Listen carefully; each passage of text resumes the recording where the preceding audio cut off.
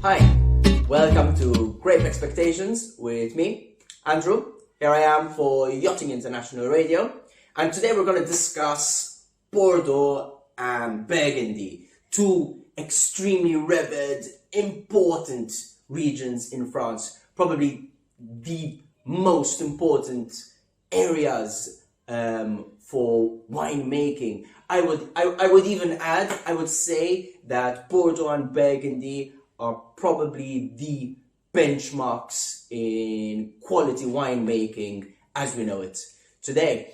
But why is it so many people find Bordeaux and Burgundy to be so confusing? I mean, first we're speaking about whether we like Bordeaux, whether we like Burgundy, but then I prefer Pinot Noir, no, I prefer Cabernet. All of a sudden we're speaking about grapes that aren't even on the bottle. Yes, I understand, it can be really confusing. Fret not. Let's get into a little bit more detail. We've got a Bordeaux bottle here, and a Burgundy bottle here. As you can see, the bottles themselves are already different. Therefore, for us, the consumer, it makes things so much easier already. When you've got the high shoulders over here, this is a Bordeaux bottle, a typical Bordeaux bottle. So you're gonna expect Bordeaux. When you've got low sloping shoulders, just like in this bottle, this is a Burgundy bottle. So we will expect Burgundy grapes. So let's get into just a little bit more detail over here. Let's take, for example, Burgundy first. So Burgundy is located central to east part of France. It's totally landlocked. There is the Saône River just going down, but it's a totally landlocked place. No prevailing winds from the seas, no Atlantic Ocean. Having said that, about 200 million years ago, it was actually under the sea. So there's a lot of shellfish, crustacean remains in the terroir. So that lends a lot of beautiful complexity to these type of wines. Now, it's a continental climate, so that means you've got really, really cold winters and relatively cool summers as well. And the most important thing about Burgundy is the grape. It is invariably Pinot Noir. You're always going to have Pinot Noir grapes from Burgundy, unless it's Beaujolais, which to a certain extent falls within Burgundy, but then you're going to have Beaujolais written on the bottle, and that's a Gamay grape. But let's forget that for a moment. We're speaking about red Burgundy, always Pinot Noir. Simple, really simple. One grape variety Pinot Noir, and the most delicate, the softest, most fussy grape in the world is Pinot Noir. I would even call it maybe the princess of grapes. Do you remember the story, The Princess and the Pea, where the princess where they set up a little pea, I don't know how many layers below her mattress, and she still feels it? Well, that's Pinot Noir. So it's got a really, really thin skin. And as we know, it's the skin that lends the tannins and lends the color to the wine. So this is Pinot Noir, and you can actually see it's a very, very light color, relatively speaking, compared to Bordeaux. It's a huge color, so the color is really different. So when we speak, we've got really, really thin grapes, therefore we've got a light colored wine. Obviously, a very thin grape can only lend so much color. So you've got a very, very delicate color, low tannins. Again, the skin, the thickness of the skin doesn't lend too much tannin because of the thickness. I would say when it comes to oak, they do sometimes age Burgundy, Pinot Noir in oak. But as you can imagine, when you've got such a delicate grape, do you really want to add too much oak to it? No, so the oak is usually extremely well integrated, very soft, maybe in the background.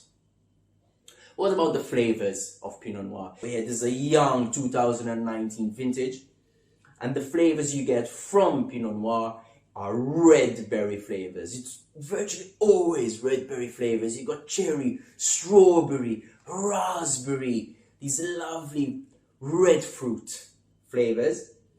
When it does mature a little bit, and that is when the magic really happens in Pinot Noir, when it does mature, you get these forest floor flavors, these maybe delicate truffle flavors. Such a beautiful wine.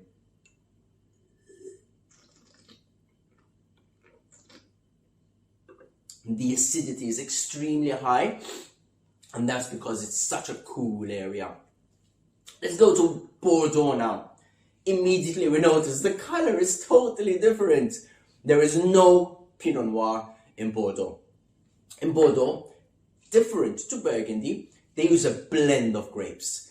Most common grapes are Cabernet Sauvignon, Merlot, and then you've got Cab Franc, and then you've got two supporting grapes. If used, sometimes you've got Petit Verdot and Malbec.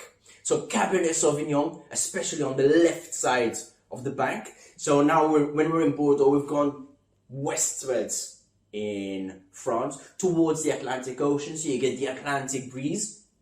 It's more south than Burgundy, so it's slightly warmer. You still have relatively cool winters, but much warmer summers, longer summers, where the berries ripen a little bit more, and that's why you can take more powerful berries such as Cabernet Sauvignon or Merlot. Now going back to the grapes, Cabernet Sauvignon is very powerful, structured, opulent, rich, high in tannins. And then that's blended with Merlot, which lends a little bit more softness, roundness, a little bit supple.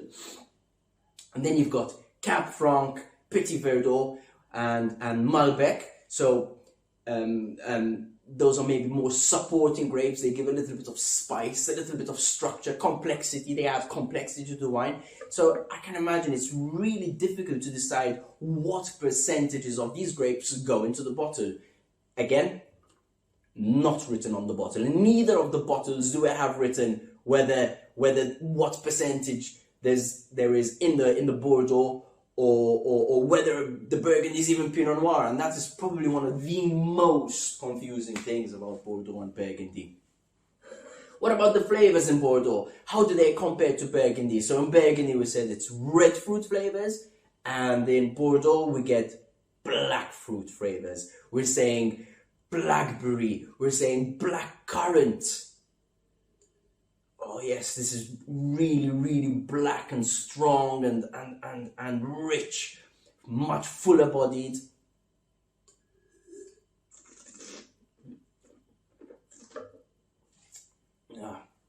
The skins are much thicker, therefore it's got much higher tannins. I can feel it in my mouth really drying up. So the tannins are very high. I would say this is probably very high in Cabernet Sauvignon because the tannins are really there. And this is actually a 2014 vintage, so it's got a little bit of age in it. And in Bordeaux, you need the sage. You need the sage to soften the tannins. And that's where they also use oak. So in Bordeaux, they use a little bit more oak, so then you get maybe oakier flavors, toastier flavors, a little bit spicy. Oh yes, really nice, really different to Burgundy. I mean, you really can't compare. So this is maybe a little bit more powerful, more structured. So if you like your big, full-bodied wines, probably Bordeaux is your best bet. If you're into something maybe a little bit more delicate, a little bit softer, maybe easier drinking, summer drinking, where it's a little bit lighter, not necessarily not complex. I mean, Burgundy can be a super complex wine, but much softer, much lighter, much more delicate than Bordeaux. What about pairing with food? I would say Burgundy, being so soft and light, can handle maybe stronger fishes like tuna. It can handle bird like chicken, or you know, if it's got a little bit of age on it, maybe a bit of duck, quail. On the other end of the spectrum in Bordeaux, when we've got all this power and all this structure, now we need really rich dishes. We're talking lamb, we're talking beef. A little hint over here. When you grill beef and you leave it rare, so it's got all this blood inside, that helps to soften the tannins. So the actual blood actually softens the tannins and makes it a little bit more approachable. Great stuff. So, there you have it. The difference between Bordeaux and Burgundy. Try it out as soon as possible. See you.